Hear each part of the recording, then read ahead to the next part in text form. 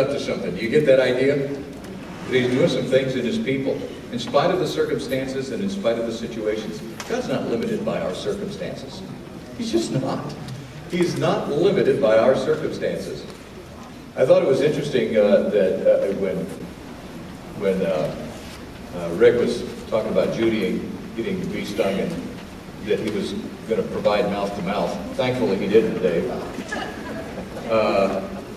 But you know, that kind of fits in with what we're talking about today, when bad things happen to good people.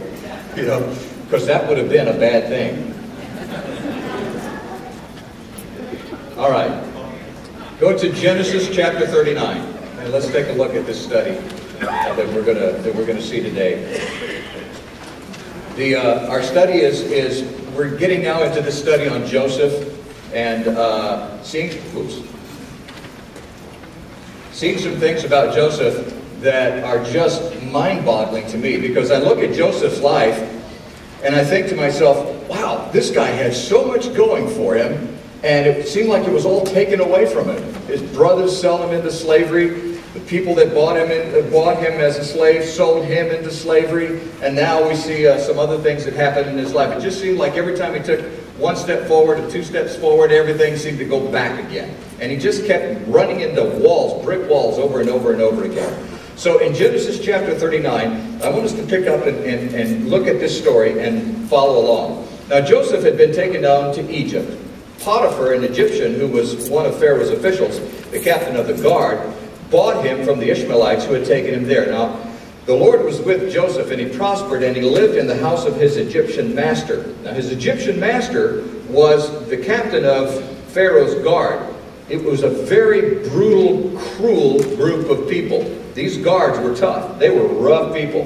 They didn't think anything about torturing people and throwing them into dungeons, and in fact, we'll see that that's exactly what was done to Joseph. But Joseph was all of a sudden sold into slavery to this guy who just said, well, he'll just take him and use him and throw him away, basically.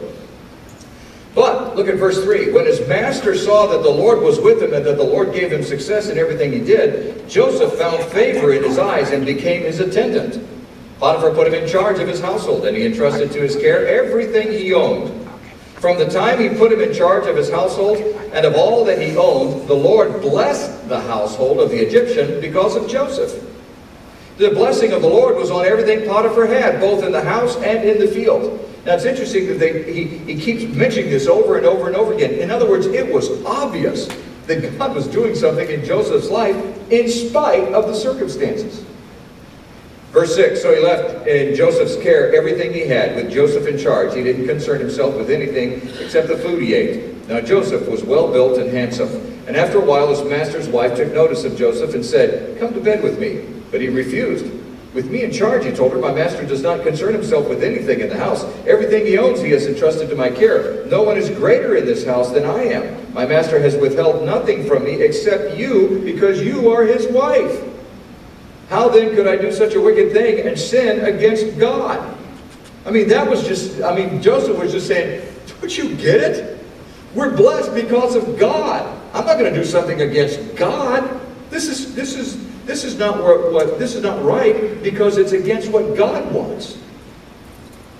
And though she spoke to Joseph day after day, day after day, day after day, day after day, he refused to go to bed with her or even be with her. One day he went into the house to attend to his duties, and none of the household servants was inside.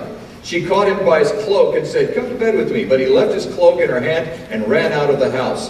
When she saw that he had left his cloak in her hand and had run out of the house, she called to her household servants. Look, she said, this Hebrew has been brought to us to make sport of us. He came in here to sleep with me, but I screamed.